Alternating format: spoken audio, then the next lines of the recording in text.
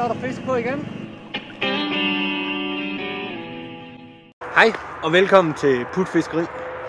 Den her video, der er vi ved Olsbygårde, Put and Take. Det er midt december, og søen er frossen. Vi har lige et lille bitte hul hernede, hvor det er lige ved at blive lidt større nu, så det er jo bonus. Dagens første fisk, så jeg håber på, at når nu er færdig med fighten over på den anden side, så kan jeg gå i krig.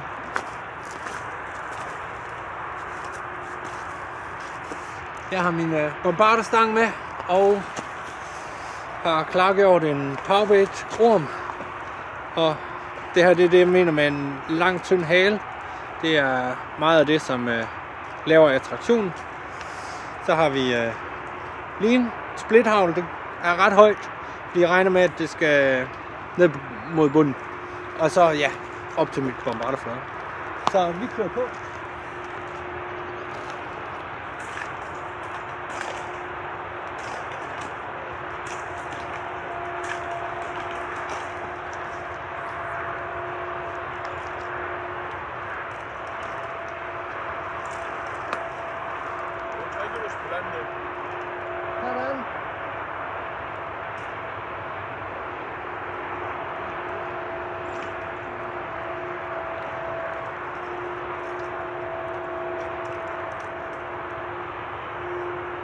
Jeg skal lige have indstillet mit bly.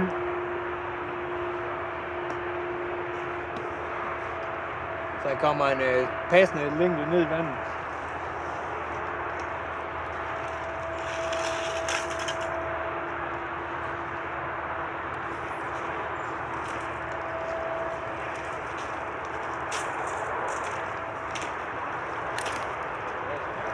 Der røg min powerbait i isen. Sådan kan det gå. Der er bare at rulle noget nyt, og så ud så åbne og vente. Nu skal lige ligge rigtigt. Prøv igen.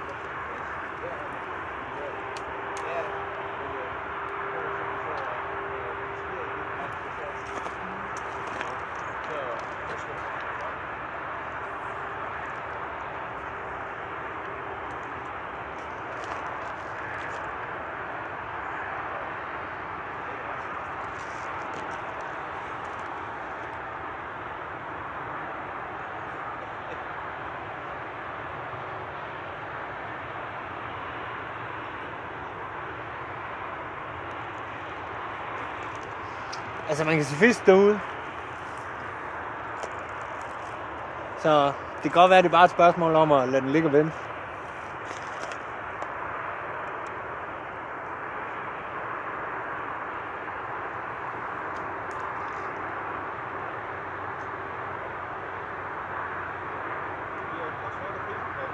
Hvad? Ja, det går nok. Jeg fisker passivt. Jeg ligger herovre. Den klat, der ligger ude midt i, det er ikke mig. Så har vi bid. Mit flåde, det rykker til hvert fald. Så vi venter lige og ser, hvad der sker.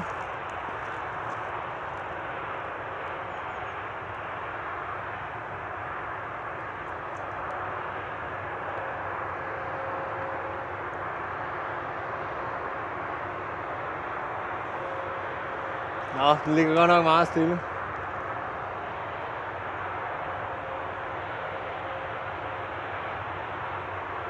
Det er ikke ensbetydende med, at der ikke er bid. Altså, fisken kan snilt ligge og cirkle rundt dernede, hvor der er åbning i isen. Og have 3 meter forfang og styre rundt med.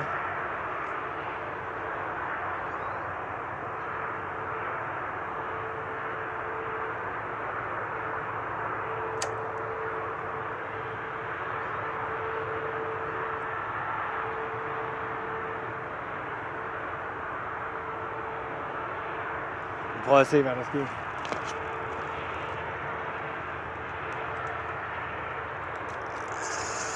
Der er sket det, der kom fisk på.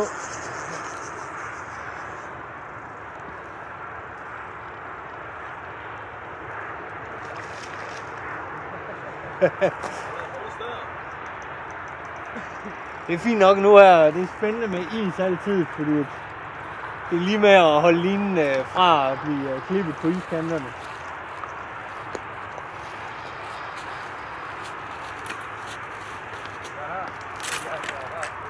Jeg får den yderste del af skæftet, der rimelig løs.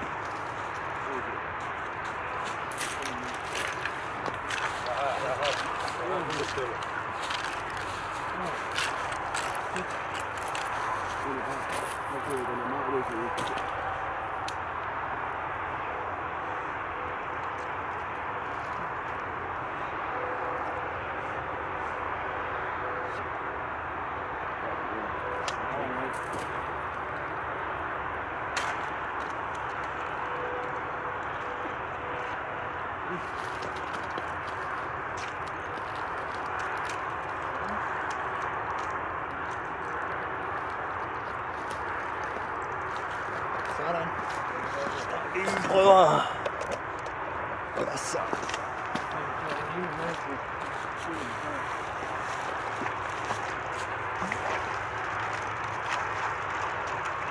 Sådan. Første fisk i nettet. Tak for hjælp.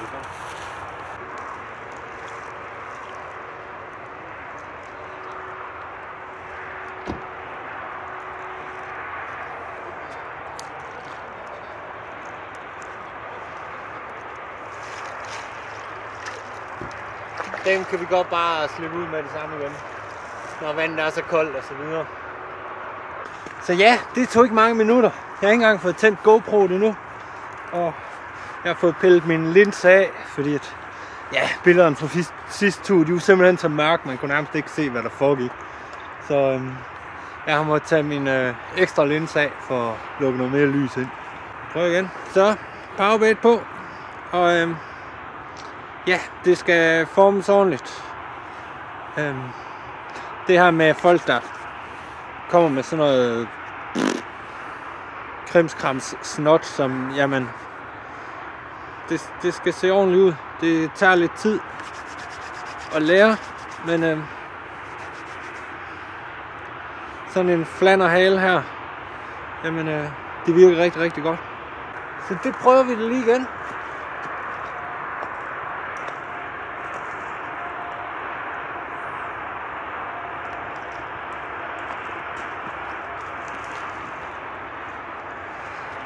Jeg er lige nødt til at fylde en lille smule for at kunne komme til at kaste, så jeg ikke kaster hen over ham jeg deles med om hullet.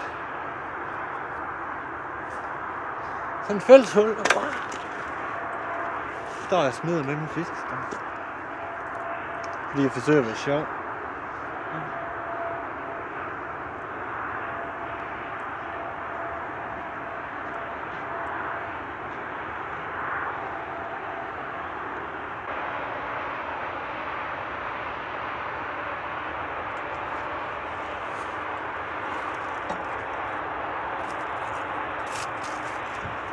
Så tror jeg lige, vi prøver at lade den stå der lidt, så vi lige prøver at zoome ind på fladet.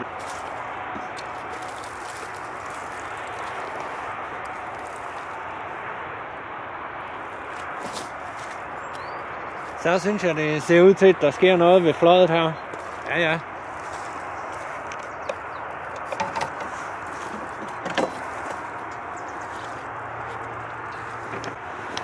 Sådan. Så, jeg tror lige, vi skal have drejet lidt mere på jer.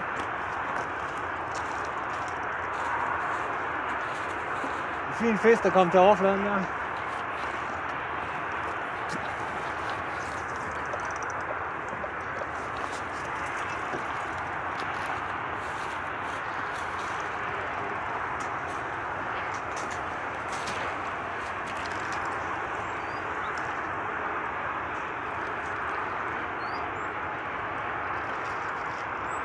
Tung og rigtig fin.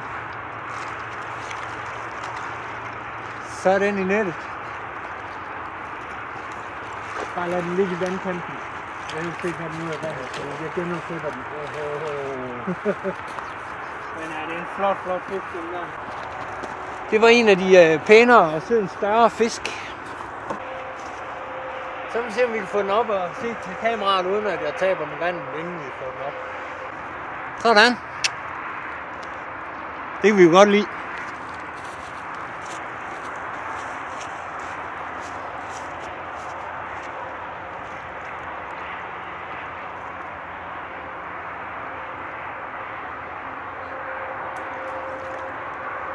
Og væk er den igen. Kolde fingre. Men fin fisk. Herlig fiskeri her. Så det ud som om, at der var fisk på igen over på den anden side. Jeg har lige stået og snakket lidt og skulle have noget, floden løb i fingrene igen. Inden at... den smuttede igen derovre, kunne jeg se.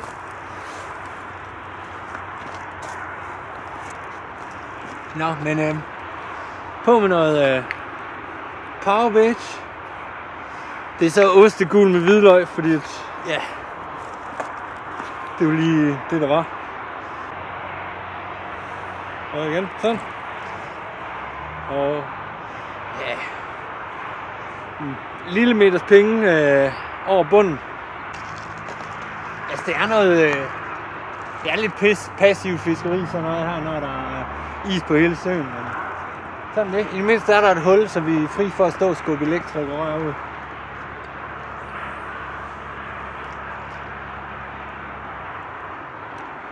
Og jeg kan så se, at Martin er ved at gøre båden klar nede den anden ende, så jeg tror, han tager en sejltur rundt nu her.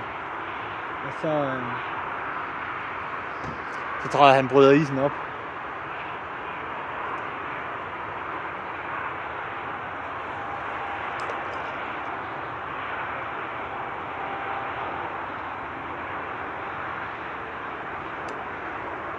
Jamen, så er vi tilbage på pladsen, hvor vi lige tog den fine store fisk. Så der prøver vi at lade den ligge lidt. Jeg tror, jeg lige prøver at løsne bremsen en lille smule, fordi den var ikke rigtig løsnet nok før. Så stang og alting var på vej i vandet. Super skøn morgen, flot solopgang, jeg kan stå og nyde her. Så om ikke andet, så er det da lækkert fiskevejr. Jeg er begyndt at kunne mærke, det bider lidt i tæerne og sådan noget, men det må man jo bare tage med, når det er, at man er ude at fiske i december. Nå, det kan godt se ud som om, at det er lidt svært at få gang i sin påhængsmotor her midt i december måned. Ja, der står sådan en hel flok, der ikke kan komme til at fiske. Det er jo brandærgerligt for dem.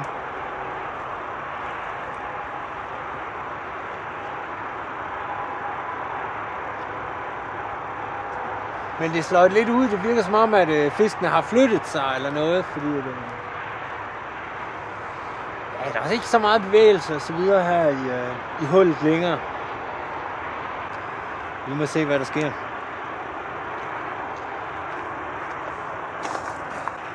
Nå, vi har konkluderet, at vi er nødt til at fiske lidt aktivt, fordi at vores fine lille hul er simpelthen ved at fryse til her, mens vi bare står og fisker passivt.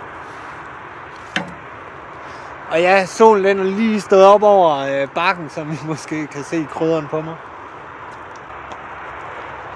Nå, men så fik vi plasket lidt rundt. Og så tror jeg muligvis, vi vil prøve en anden farve. Jeg tror, vi prøver noget helt sort bare, fordi at, ja, det er vinter, og der kan sort være rigtig godt.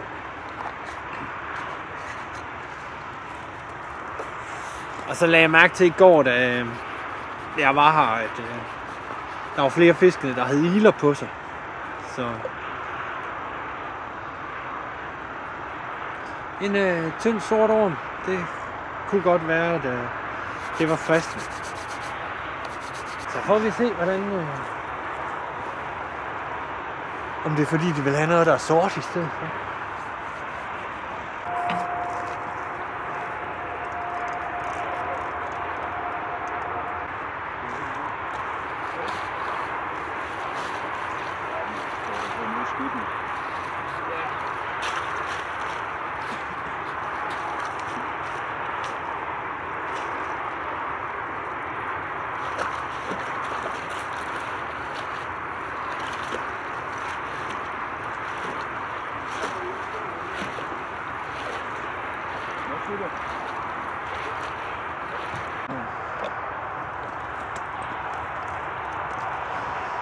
Så kastede jeg ud her og havde et hug instantly, men den er ikke rigtig løbet med den.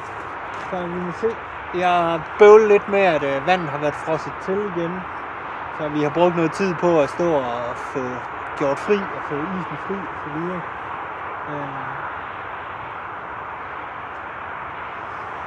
Og det kunne egentlig være fint med en fisk mere, men de ligger godt nok lidt stille nu, så jeg tror ikke, at den...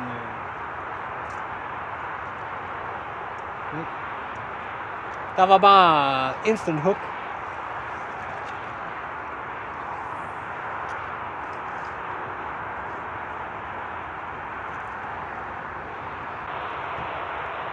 Altså det er ikke til at sige, fløjt det har bevæget sig en del. Så jeg er fristet til at sige, at vi skal måske prøve at se, om der er noget fisk nedenunder.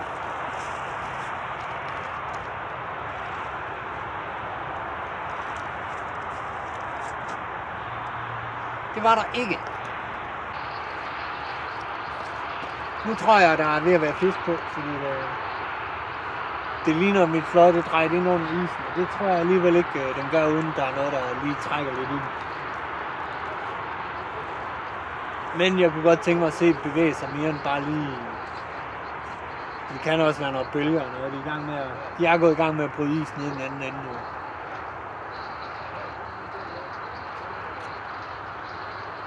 Så, men det er passiv fiskeri. Det er de kolde tæers dag. Men, så ser det ud, som om der er fisk.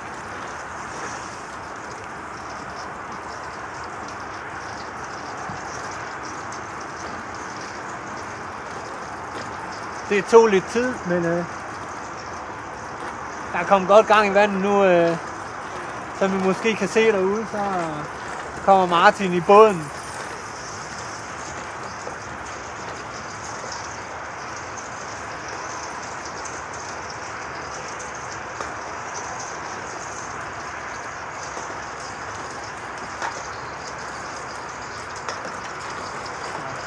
Simpelthen, mit vand var simpelthen frosset til hernede foran, så længe har det ligget.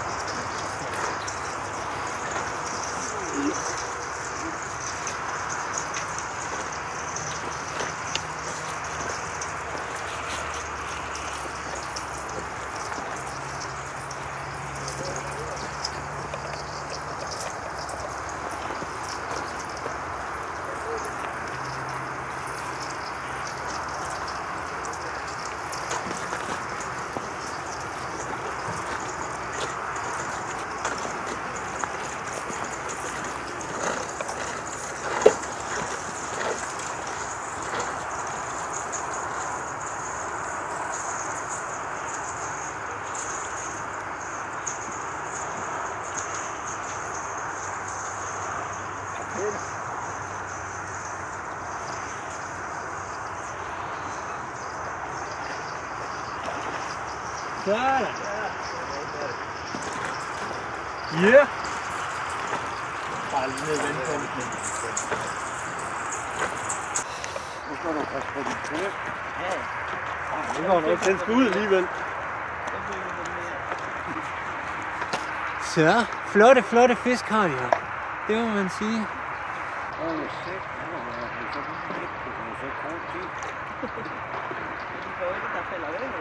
Og væk er den. Og kolde blev fingrene igen. Med det, så vil jeg gerne sige tak, fordi I kiggede med. Det blev til 3 fisk her igennem isen. Nu er søen blevet åbnet op, og jamen, der kommer gang i fiskeriet. Der står, jamen, jeg ved ikke, 10 mennesker og venter på at komme i gang med at fiske. Så lad os lade dem tage over, og så vil jeg holde weekend for nu. Så knæk og bræk.